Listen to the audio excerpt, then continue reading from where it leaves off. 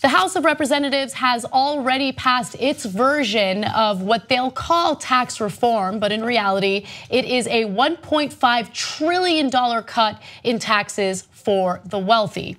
Now, they still have a long way to go in terms of enacting a law that would cut these taxes. Obviously, the Senate needs to pass its own version and they need to reconcile the differences there. However, here's what we know so far about the House version of the bill that again passed by a vote of 227 to 205. Now, 13 Republicans did vote against it, and I'll tell you why in just a minute. Now, Republicans do seek to enact the $1.5 trillion in tax cuts for businesses and individuals and deliver the first major legislative achievement of President Trump's tenure. They are hoping that this will be something that can come to a vote in Congress before Christmas, so after Thanksgiving.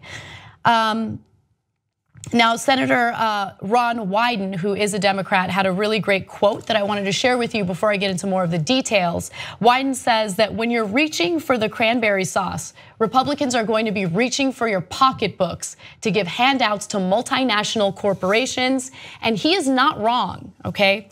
This proposal cuts the corporate tax rate to 20% from 35%.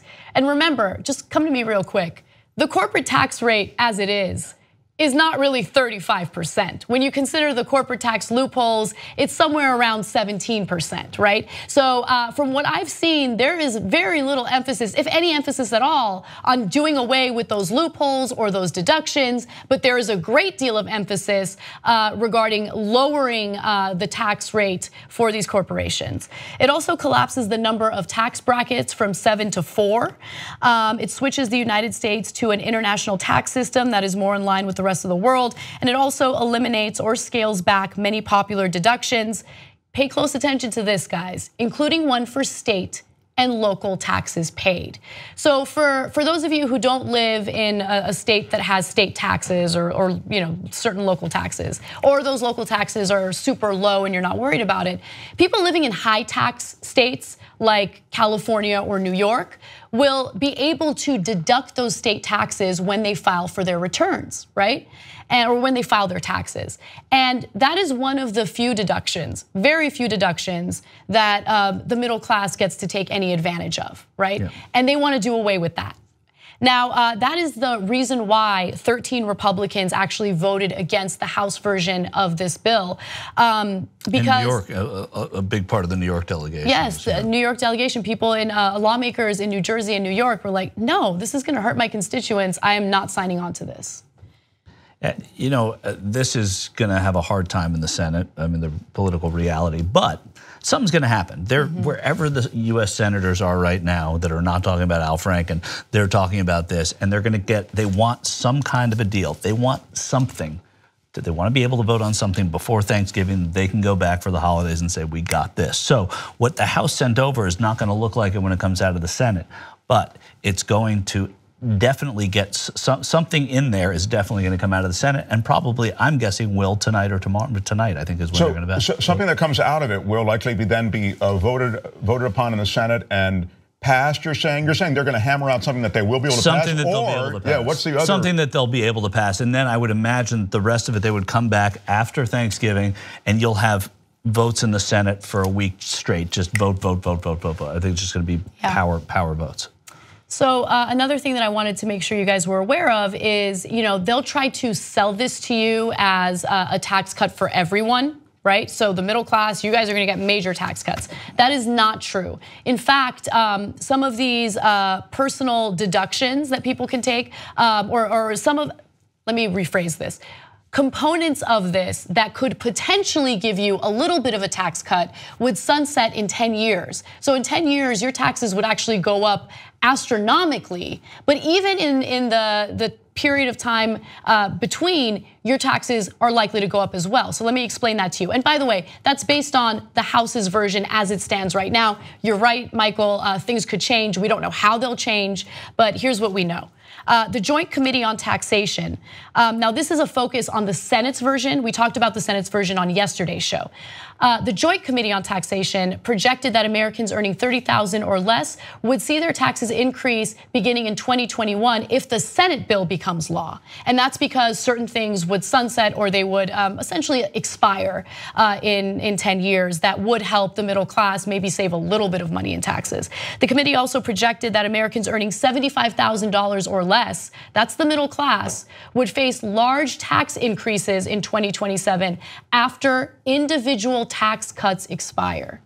So that's where we are right now. There, again, is a lot of emphasis on helping out multinational corporations, lowering the tax rate for these corporations. Not a lot of emphasis on helping the little guy, but when they do their marketing, they make it seem like it's the other way around. And that's what they do so effectively. They market this as a middle-class tax cut. And we were mentioning on the show, I think last week, that now their version of the middle class is $450,000 a year. I mean, that's the only, if you're middle class and that's your wage, well, then you probably will get a tax cut. And that's why so many people who hear the rhetoric of these bills say that middle class is the wrong moniker to use now, that they should call it working class, because middle class doesn't resonate the same way it did. And if you're out to help the middle class, you're helping wealthier people because of what the Republicans are doing. So to call it the working class might be a better way forward. And the working class will be orphaned by this. And then, as Anna says, this corporate tax break is huge.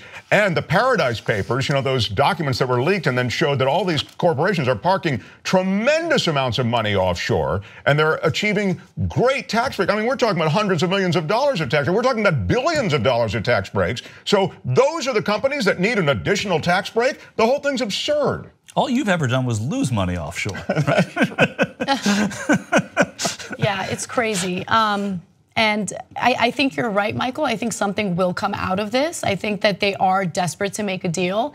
And keep in mind, like, I think that it's mostly Republicans, yes, that want to cut taxes, but there are Democrats on board as well.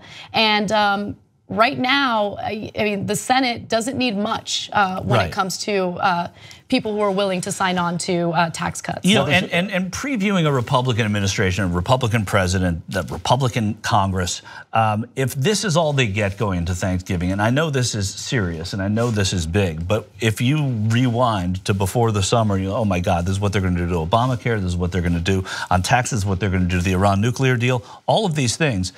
And this is all they go home with is a bite from a bill that came out at the last minute before the holidays.